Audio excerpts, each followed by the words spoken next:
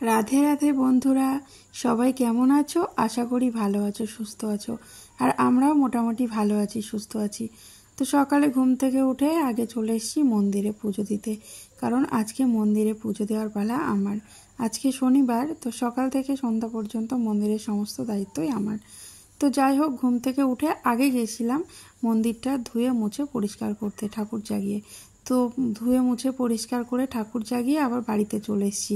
বাড়িতে এসে আবার নিজের বাড়িতে ঘরে পুজো দিয়ে তারপর স্নান ধান করে এই যে সকালে রান্নাটা কমপ্লিট করেছি। সকালে ব্রেকফাস্টে রুটি, একটু আলু পটলের সবজি করেছিলাম আর একটু বোঁদে ছিল, সেটা দিয়েই সকালে সবাইকে খেতে দিয়েছি। খেতে দিয়ে তারপর আমি আবার স্নান করে দুপুরে গেছিলাম ভগবানের ভোগ দিতে মন্দিরে।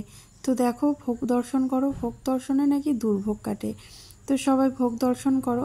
তো যাই হোক, আমি ভোগ দেওয়ার আগে ভিডিওটা বানাইনি, ভোগ দেওয়া হয়ে গেলে তারপর যখন ঠাকুরের প্রসাদটা নামাতে গেছিলাম তখনই তোমাদেরকে একটু দেখালাম। তো যাই হোক, আমি একটুখানি ভগবানের আরতি করে তারপরে আবার ভোগটা নামাবো। তো আবার মন্দির থেকে এসে আমি আবার দুপুরে রান্নাবান্না করব। তো রান্নাবান্না করে তারপর রেস্ট নিয়ে আবার সন্ধ্যাবেলা যাব। যাই হোক, আমি যে ঠাকুরের প্রসাদ নামিয়ে ওখানে যারা ছিল তাদের সকলকে প্রসাদ দিয়ে তারপরে পুজোর বাসন টাসন মেজে ধুয়ে কমপ্লিট করে রেখে চলে এসেছি বাড়িতে। তো বাড়িতে এসে আমি আগে রান্নাটা কমপ্লিট করে নিচ্ছি, কারণ সবাই তো আবার দুপুরে খাওয়া দাওয়া করবে। যাই হোক, আমি ডাল রান্না করেছি, পটল ভাজা করেছি আর আলু সিদ্ধ দিয়েছিলাম। একদম সিম্পল রান্না করলাম আজকে দুপুরে। আর এই যে একটুখানি ডিম ভাজা করছি, এটা দিয়েই আজকে দুপুরে খাওয়া দাওয়া হবে। তো চলো দেখতে থাকো আমার ভিডিওটি। যদি তোমাদের ভালো লেগে থাকে তাহলে একটা সাবস্ক্রাইব করে পাশে থাকবে, আর অবশ্যই একটা লাইক করে যাবে, তাহলে আমার ভালো লাগবে আর তোমাদের পরিবারে যেতেও আমারও সুবিধা হবে, বুঝতে পারবো, তাই না? তো চলো, ডিম ভাজাটা হয়ে গেছে প্রায়, আর এক পিস আছে, সেটাও করে নেব। তারপরে দুপুরের খাবারটা বেড়ে নেব, বেড়ে খাওয়া দাওয়া করে একটু রেস্ট নেব।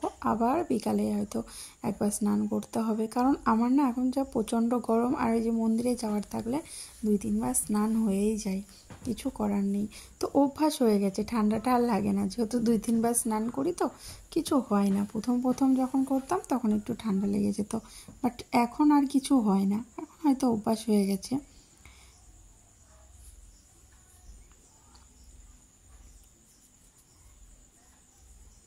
তো যাই হোক, ছেলে আজকে শনিবার, ছেলের স্কুল থাকে না, তার জন্য আমি শনিবারটাই নিয়েছি মন্দিরে পুজো দেওয়ার। যেহেতু শনিবারটা ছেলের স্কুল থাকে না, একটুখানি ঝামেলাটা কম। কম্পিউটার ক্লাস আছে, সেটা 1টা থেকে, সেটা নিয়ে যেতেও অসুবিধা হয় না। যাই হোক, আজকে আর যাওয়া লাগেনি, কারণ আজকে ওর বন্ধুদের সঙ্গে গেছিলো, ওর বন্ধুর বাবার সঙ্গে গেছে, তার জন্য আমার আর যাওয়া লাগেনি। তো যাই হোক, এই যে ছেলের কম্পিউটারে গেলেই আমি রান্নাটা করতে বসেছিলাম।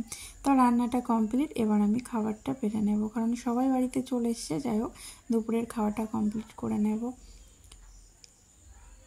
তো আজকে তো তোমাদেরকে বললামই যে ভাত করেছি আর একটু আলু সিদ্ধ, সেটা পেঁয়াজ শুকনো লঙ্কা তেলের মধ্যে দিয়ে ভেজে একটু ভর্তা মতো বানিয়েছিলাম, আর এই যে পটল ভাজা। তো আজ আসি, আবার দেখা।